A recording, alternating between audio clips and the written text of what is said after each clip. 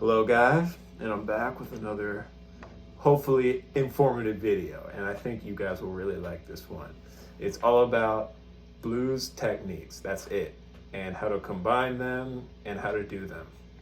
Okay, so the first blues technique that you really want to learn is really vibrato, because it's the hardest, so you want to start early, you want to start young, okay?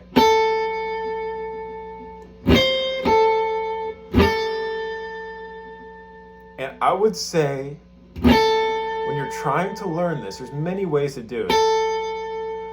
Is get your finger, I'm on the 5th of the E string, and put this right here, right? And you can use it as like a lever to go like this. It's your own lever. So then you can go. And the more you do it, the more you can really make it vibrate, right? But that's something that will take a lot of time to do, but it definitely will be worth it. Because you get more bang for your buck per note, or more bang for your note, you know?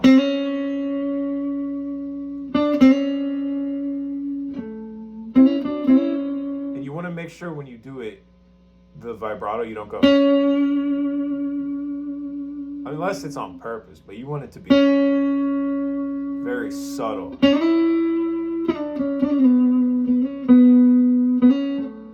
This is something I am learning how to do still, right? Because I would always do vibrato like, especially on stage when you're like so much more intense, you know, you're not as relaxed. But you really want to do it like this. Just like BB King.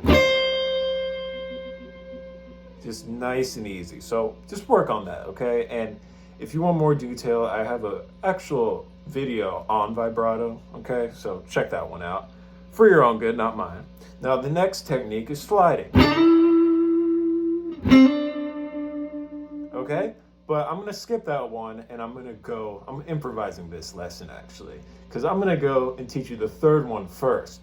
Because this third one can be applied to every single other technique. I know that sounds weird, but hopefully I have your interest piqued. And that is raking. Now the best way to rake, honestly, is like, I understand this thumb, putting your thumb up here is hard. Can be hard for a lot of people, and some people just might not even be able to do it, okay? But for those of you that can do it, like you have the ability to do it, it still might be uncomfortable. If you're a blues player, I would recommend it 100%, because you can put your thumb to mute all these notes, right? And then you could use your fingers while these notes are muted, and you mute the notes just by lightly brushing or lightly having any finger on the strings. Instead of pressing down and instead of letting go, it's in between. You're stopping it, okay? Then you go. And that raking sound, especially when you do it fast, can be used for a slide. It could be used on a vibrato, okay? It could be used on a bend, which we're gonna cover. And it could be used on a hammer-on. So raking is very, very important, and it could be easily applied to anything.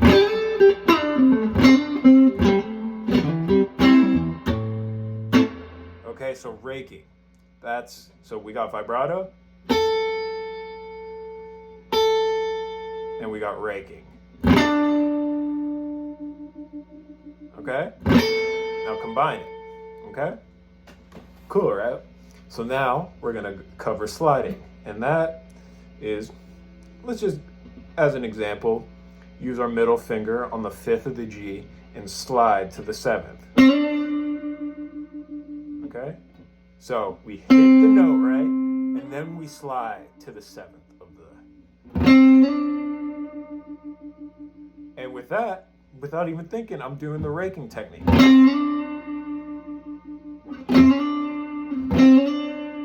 Okay, but this is how it sounds without it. And that can be good too. You don't just want to be like, okay, this new technique, raking, I'm going to do it every time. No, don't do it every time. Sometimes go like this.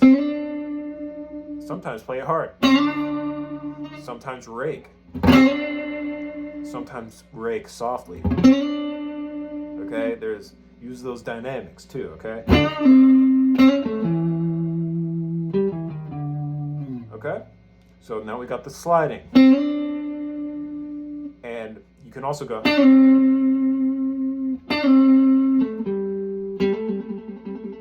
So you can slide back. So middle finger 7 on the G, and then you slide. Okay? And you can use vibrato. So you can do you can rake a slide and end it with vibrato. That's 3 of the techniques that we have learned, all being used on one little one note, really. Okay? So now we got hammer-ons, which I always use. I love them. And the way I'm going to show you how to apply it is just one of the many ways. You can go.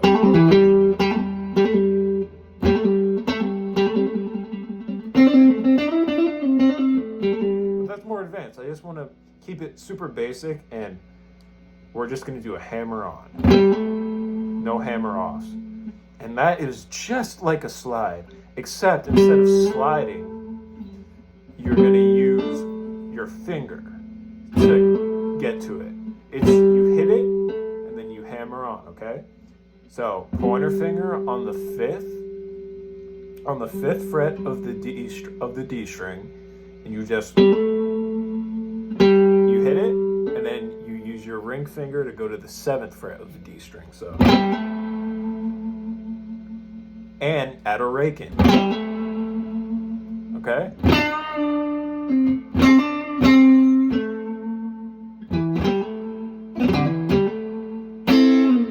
Okay? Not too bad, right? We got one more for you, and that's bending. Okay, the most important. Maybe not the most important, but the most bluesy. And I have an interesting take an opinion on bending. So when someone is going to teach you bends, especially on the internet or anywhere, they're going to tell you bend to the pitch. Like a bend makes the note go over here. It mimics a slide. Okay? And they're going to teach you to go to that exact note or here. And that's a good way to practice it, by the way. You slide, you get that pitch, and then you bend to it. Because then that pitch is fresh in your ear. So that's what they want you to do, and that's good. You have to be able to do that on command. Don't get me wrong.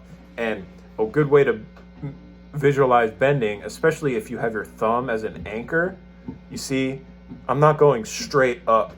I'm not with my fingers. I'm using my wrist. I'm using my wrist, and I'm keeping my fingers rigid. So I'm angling my wrist. Look at my wrist right here. See how it's kind of down? And now I'm making it go. So I'm always playing slightly crooked, if you will. So then I can always do this if I have to and make it straight. If I'm always playing like this, then I have to then I'll have to bend my wrist more up or just use my fingers, and it's just ugly, okay? So, yeah, that's another thing. That's just how I play, though. So, I'm kind of teaching you just like how I play. I don't know. Well, I know for a fact that most people don't look at it like that, but it works for me, so give it a shot, okay? That's all I'm saying. Give it a shot. Practice it.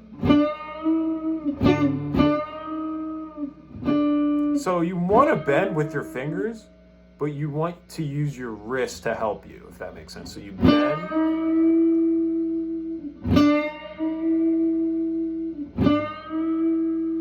Look at my wrist. Now if you just use your fingers,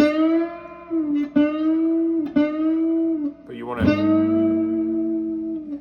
use that wrist to help you, okay? And that's it. Now, the interesting take I have, now that you know my technique on it, is oftentimes when I bend, I don't go,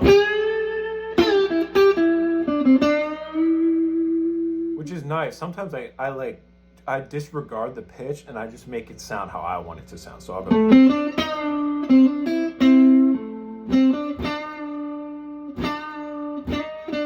So that's not even, it's not even a half step up. It's more, or this, it's in between. That's the cool thing about bending is you can transcend the fretboard.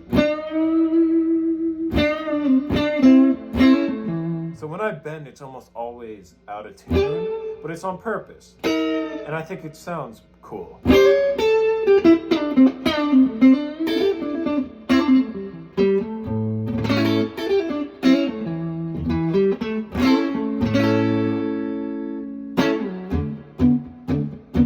This is the outro song. Have a good day, guys.